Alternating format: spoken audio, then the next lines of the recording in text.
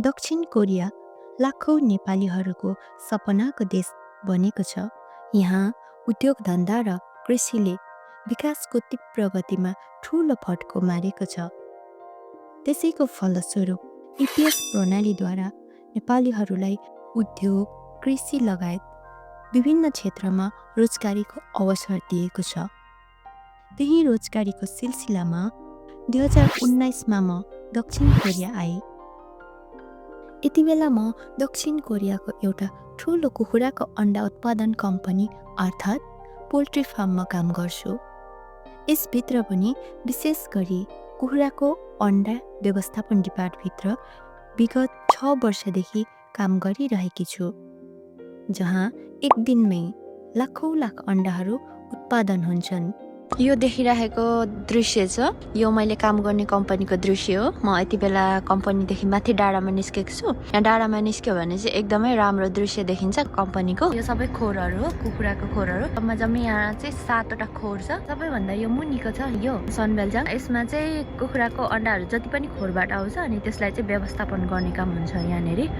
त्यही अन्डालाई दैनिक बिहानदेखि रातिसम्म व्यवस्थापनको काम गरिन्छ। यहाँ अन्डाको गुणस्तर, साइज र तौल अनुसार सबै छुट्टा छुट्टै राख्नु पर्दछ। दक्षिण कोरिया आधुनिक प्रविधिको हिसाबले विश्वका सबैभन्दा अग्रस्थानमा रहेका देशहरूमध्ये एक हो। त्यसैको परिणाम यहाँ आधुनिक प्रविधिबाटै अन्डाको गुणस्तर, साइज र तौल स्वचालित रूपमा मेसिनहरूबाट क्रेटमा छुट्टिएर आउँछ। ती क्रेटमा आएको अन्डालाई चाहिँ 10-10 क्रेटसँगै जम्मा गरेर मान्छेले उचालेर प्यालेटमा राख्नु पर्दछ। प्यालेटमा अन्डालाई 3 तहसम्म राख्नु पर्दछ। यसरी 3 तहसम्म राखिएको अन्डालाई पुनः फोर्कलिफ्टको सहायताले उचालेर ऱ्यापिङ गर्ने मेसिनसम्म लगिन्छ। यो चाहिँ ऱ्यापिङ गरेको यहाँनिर।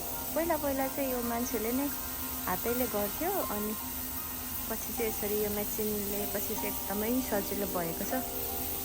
अब सक्यो ऱ्यापिङ भएर, अब अफ हुन्छ यो आफै।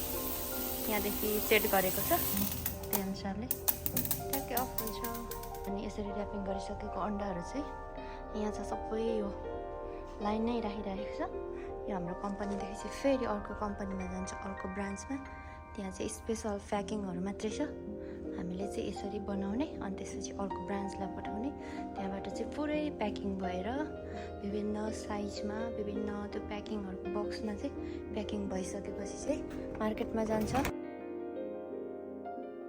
यहाँ उत्पादन भएको अन्डा कोरियाभित्र मात्र होइन, अन्तर्राष्ट्रिय बजार, अमेरिका, सिङ्गापुर र हङकङ जस्ता विकसित देशहरूमा पनि वर्षभरि निर्यात हुन्छ, जसले गर्दा कम्पनी धेरै फाइदामा जान्छ।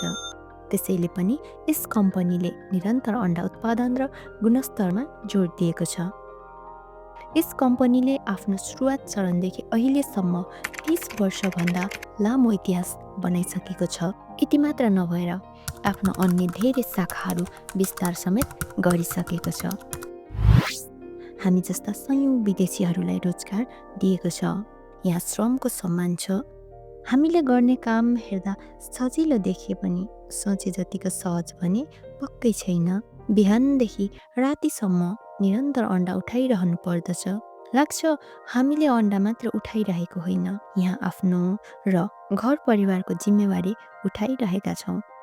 आज हामीले गरेको मेहनत भोलिको खुसी र सुरक्षित भविष्य हो भन्ने सोचाइले हरेक दिन काम गर्ने ऊर्जा दिएको छ। कोरियाले हामीलाई समय र श्रमको महत्त्व बुझाएको छ।